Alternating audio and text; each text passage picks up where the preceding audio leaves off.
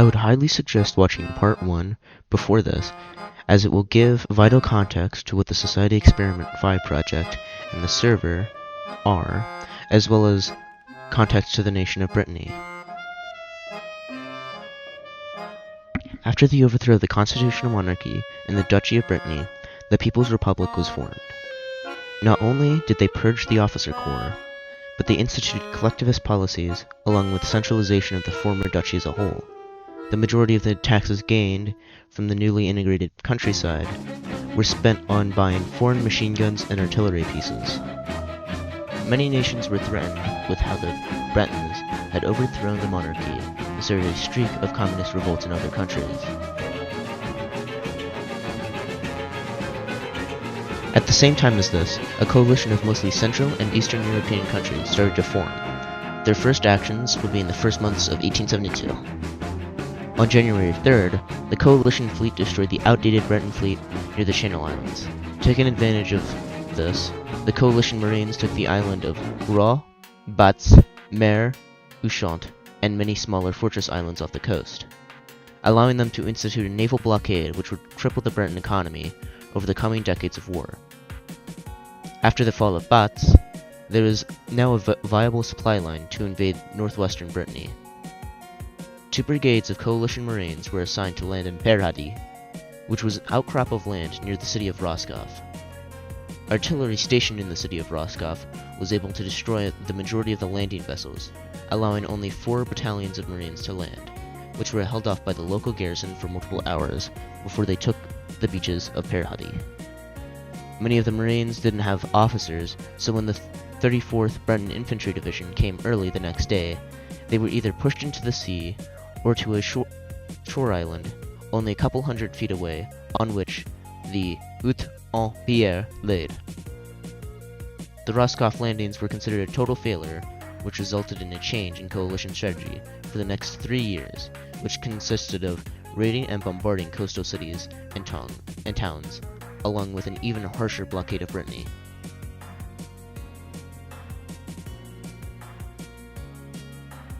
The coalition navy started the Battle of St. Malo in 1875 by taking the naval forts on the island of Cézanne and the Conchy fort. Later, the coalition used the islands as a staging ground for their marines on July 9, 1876, to take 2 forts on islands north of St. Malo in night operations. The next day, they sent in 2 brigades to land on the beaches of St. Malo and below the southern bridge of the city. They were unable to take the city by themselves due to the fact that St. Malo is completely covered in stone walls.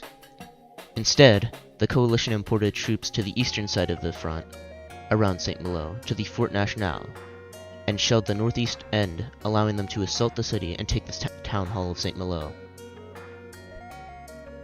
Taking the eastern walls and the town hall allowed them to land more troops closer to St. Malo, without getting fired upon. At this point, the amount of coalition troops was roughly 25,000. After using their naval power to bombard the city again, they started an all-out assault, taking the inner city after only 3 more days. After St. Malo was taken, the only entrance to the city was the northeast end due to the southern bridge being blown up by coalition forces. This allowed the coalition to defend the city. The Breton People's Army attempted to retake the city from the northwest end multiple times, but this only resulted in the terrain becoming more deformed and flooded, making it harder for them to assault the walls again. The coalition was not able to take much advantage of St. Malo, as it had roughly 50,000 Breton troops surrounding it.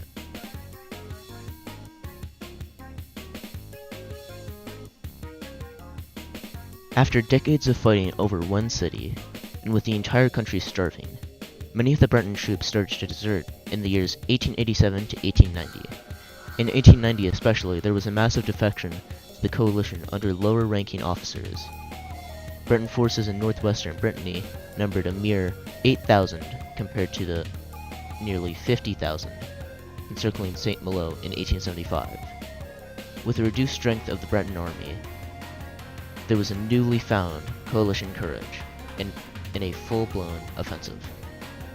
The offensive started when coalition troops landed on the beaches of Dinard, meeting little resistance until reaching the downtown of the city and the southeastern suburbs.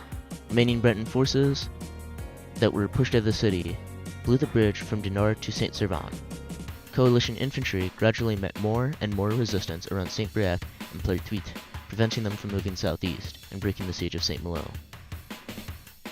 With most of the way cleared by infantry forces in Dinard, the coalition navy was able to sail down the Rance River and take multiple bridges, threatening Breton forces around Saint-Malo and forcing them to retreat. But this didn't mean the battle was done yet. When coalition marines advanced out of Saint-Malo and met the rearguard of the Breton army, it took multiple days to flush them out due to the advantageous urban terrain and the mines and booby traps that took months to fully clear out.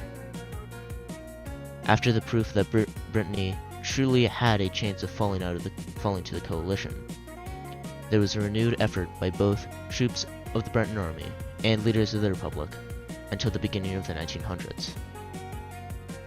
Thanks for watching. This will be a part 2 of 3 series because I had to split the video in half, so Anyways, subscribe if you liked it, like if you fucking liked it either. I don't really give a shit about this end credits sequence. I put this together while editing. Fuck you, you're a bitch.